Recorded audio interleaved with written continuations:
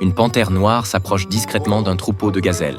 Les gazelles qui s'abreuvent sont toutes surprises, mais la panthère ne lance pas d'attaque. Elle se tient même aux côtés de ses proies pour boire ensemble. En fait, c'est la saison sèche dans la forêt. Tous les animaux doivent cohabiter pacifiquement pour surmonter les difficultés, mais la louche d'eau devant eux brise cette atmosphère harmonieuse. Elle se retrouve dans les mains d'un petit garçon humain. Le garçon lève la louche et boit à grande gorgée. Les animaux à côté le regardent tous avec étonnement. Seul le loup alpha a une expression sérieuse. Il apprend au garçon à boire comme un loup. C'est un enfant élevé par une meute de loups. Il doit donc aussi apprendre les habitudes des loups. À ce moment-là, un bruit étrange retentit soudain du sommet de la montagne. Tous les animaux sont sur leur garde.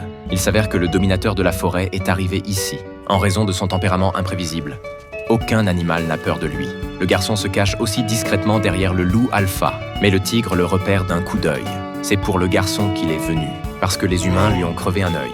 Cependant, comme c'est une période de trêve, même le tigre n'ose pas agir à la légère. Il lance une menace à la meute de loups. Une fois la saison sèche terminée, quand la saison des pluies arrivera, ce sera alors l'heure de la mort pour le garçon.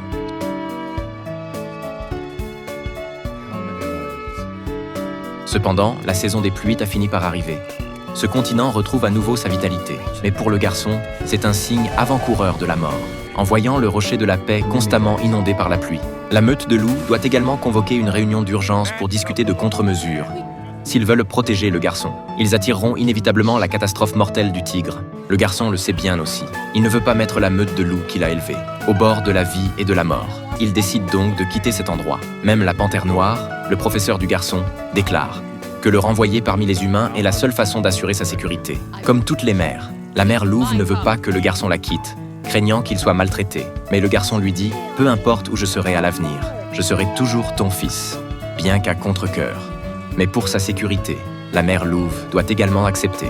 Ensuite, le garçon suit la panthère noire et part à regret. En chemin, ils traversent des cascades escarpées, franchissent des falaises abruptes.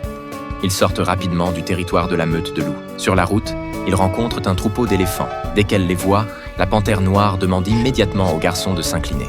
Le garçon est très perplexe, mais il ne peut qu'obéir. Ensuite, la panthère noire lui dit « Ce sont les éléphants qui ont créé cette forêt. Ils utilisent leur longue défense pour creuser des canaux, pour que la forêt ait des rivières. Utilisent leur trompe pour souffler les graines ici.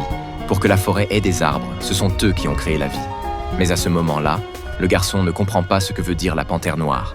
Mais peu de temps après, il sera témoin de tout cela. Ensuite, les deux continuent leur voyage. En chemin, le garçon parle sans cesse, oubliant complètement l'affaire du tigre, tandis que la panthère noire reste vigilante aux alentours. À ce moment-là, elle crie soudain au garçon de s'allonger immédiatement.